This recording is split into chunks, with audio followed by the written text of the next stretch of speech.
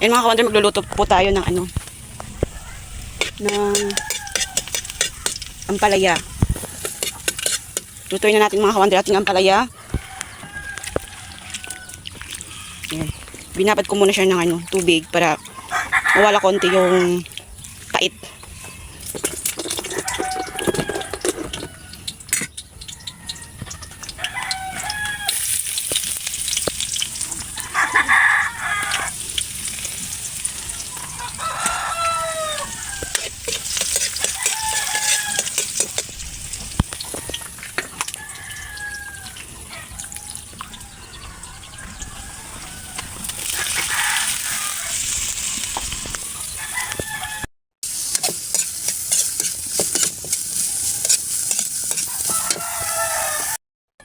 Ayan mga ka-wonder, luto ng ating ampalaya. Ito na po siya.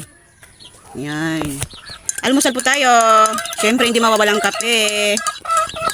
Let's eat!